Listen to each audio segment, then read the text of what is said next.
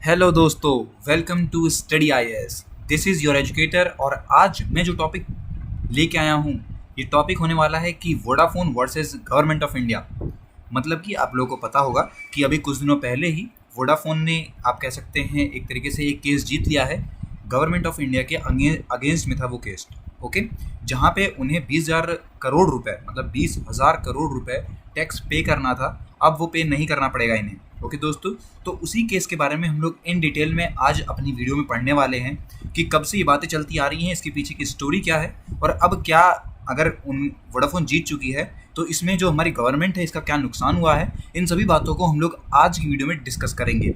Fully explained video होगी जिससे कि आपको कोई भी दिक्कत नहीं होगी। ओके, अब बढ़ते हैं अपनी वीडियो की तरफ। सबसे पहले, जैसा कि आप जानते हैं, हम लोग न्यूज़ देखते हैं, तो सबसे पहले न्यूज़ क्या है वो बता दूं मैं आपको कि फ्राइडे को अभी क्या हुआ। जो वोडाफोन कंपनी है, जैसे कि आप जानते हैं, टेलीकॉम की बहुत बड़ी कंपनी है, इंडिया में काफ़ी बढ़िया मार्केट है इसका। इसने एक केस किया था इंडियन गवर्नमेंट के खिलाफ। ओके, जो कि हुआ था इंटरनेशनल कोर्ट में। और केस किस वजह से था कि वो कह रही थी कि 20,000 करोड़ रुपए जो गवर्नमेंट ऑफ इंडिया है ये मांग रही है उनसे, और ये चीज़ एक अनफेयर है। उन्होंने उसे डिस्क्राइब किया एज अनफेयर, मतलब कि वो चीज़ नहीं देनी चाहिए उन्हें, या फिर ये टैक्स उन पर नहीं लगना चाहिए, ये पैसे गवर्नमेंट ऑफ इंडिया को नहीं मांगने चाहिए, लेकिन वो मांग रही है। तो इस बात पे जो वोडाफोन थी उस कंपनी ने केस किया था और अब वो केस वो जीत गई है। इसका मतलब अब उसे ये पैसे जो है पे करने नहीं पड़ेंगे। ओके, अब मैं आपको कुछ बताऊं जो कि द हेज है। मतलब आप जानते हैं कि जो वोडाफोन कंपनी ये नीदरलैंड की है। तो क्या हुआ था कि इंडिया गवर्नमेंट ने और नीदरलैंड की गवर्नमेंट ने एक, कह सकते हैं, एक इन्वेस्टमेंट ट्रीटी एग्रीमेंट जो था वो साइन किया गया। उसके हिसाब से क्या होता कि जो टैक्स की लायबिलिटी है वोडाफोन पे, मतलब कि जो हमारी इंडिया गवर्नमेंट लगाती है टैक्स किसी भी कंपनी पे, तो वहाँ पे आप कह सकते हैं कोई छूट मिलती। इस तरीके से बातें आई थी उस एग्रीमेंट के अंदर। लेकिन यहाँ बोला गया कि जो इंडियन गवर्नमेंट है वो एक गलत तरीके से टैक्स जो है मांग रही है वोडाफोन कंपनी से। ये बातें जो कही थी, ये कही थी आपकी वहाँ पे जो हेज है वहाँ की, उसने ये बात इंटरनेशनल कोर्ट में कही थी। ओके, और अगर वो पैसे मांगती है तो ये ब्रीच होगा, मतलब कि आप कह सकते हैं ये एक तरीके से गलत होगा या फिर उल्लंघन होगा जो ट्रीटी साइन हुई थी इंडिया और नीदरलैंड के बीच में।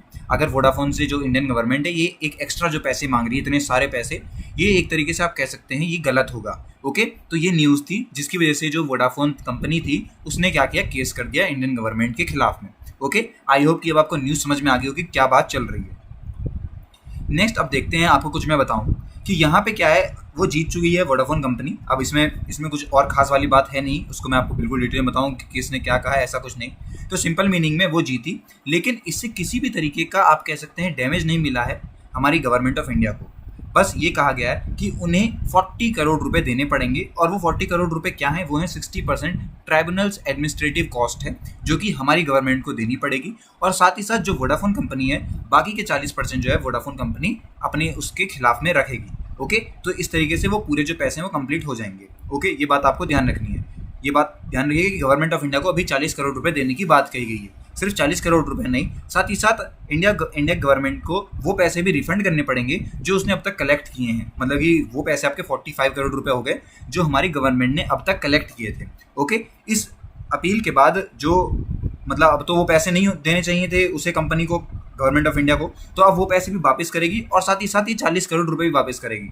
मतलब कि ओवरऑल अब इंडिया गवर्नमेंट को 85 करोड़ रुपए जो है वो देने पड़ेंगे। ओके, तो ये बात जान लीजिए, कितने रुपए देने पड़ेंगे, 85 करोड़ रुपए देने पड़ेंगे हमारी गवर्नमेंट ऑफ इंडिया को। ओके, दोनों चीज़ काउंट हो रही है। पहली तो आपकी ट्राइब्यूनल्स एडमिनिस्ट्रेटिव कॉस्ट, और दूसरी आपकी जो पैसे कलेक्ट किए थे, जो टैक्स कलेक्ट किया था उसे भी रिफंड करने के लिए। ओके, तो ये दोनों ही के जो पैसे हैं ये देने पड़ेंगे हमारी गवर्नमेंट ऑफ इंडिया को।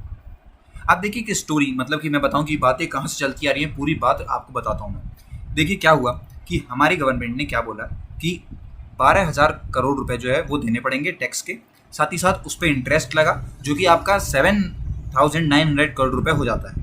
ओके, और ये पेनल्टीज मांगी गई थी वोडाफोन कंपनी से। ठीक, ये बात आप लोग जान लीजिए। कब? 2007 से, मतलब कि जब हडसन चलाती थी वोडाफोन कंपनी को, उस टाइम पे ये असिस्ट मांगे गए थे 2007 में। ओके, अब क्या हुआ कि जो हमारी गवर्नमेंट थी उसने ये बोला, तो जो हमारी गवर्नमेंट थी उसने ये बोला कि जो कंपनी है वो लायबल नहीं है अपने टैक्स को पे करने पे, और ये इस तरीके कुछ, आप कह सकते हैं, आरोप लगाए थे। ओके, लेकिन 2012 में क्या हुआ कि हमारी गवर्नमेंट ऑफ इंडिया ने टेलीकॉम प्रोवाइडर से ये कहा, मतलब उस समय भी फैसला हुआ था, तो उस टाइम पे फेवर में जवाब दिया, और उसी साल ही उन्होंने क्या किया, इसी टैक्स को अनेबल कर दिया, मतलब कि अब देना पड़ेगा। पहले तो इस बात हो गई कि अब पैसे नहीं देने पड़ेंगे या फिर ये टैक्स नहीं लगेंगे, लेकिन उसी साल बाद में क्या हुआ कि उन्होंने इस रूल को चेंज कर दिया और टैक्स को देने की बात वापस कर दी। ओके, इसका मतलब कि अब उन्हें टैक्स दोबारा देने पड़ेंगे। लेकिन अगर जैसे मैंने आपको बताया है कि एक ट्रीटी साइन हुई थी, उसके हिसाब से इन्हें वो पैसे नहीं देने थे और 2014 अप्रैल को वोडाफोन ने हमारी इंडिया के खिलाफ में ये केस जो है वो चालू कर दिया। ओके, तो कब किया? अप्रैल 2014 में वोडाफोन ने हमारे इस मतलब जो इंडियन गवर्नमेंट थी इसके खिलाफ में केस कर दिया। ओके, और उस केस की जो सुनवाई थी या फिर आप कह सकते हैं अब उसका रिजल्ट आया था, और जहां पे आप कह सकते हैं आराम से हमारी जो वोडाफोन थी वो जीत गई।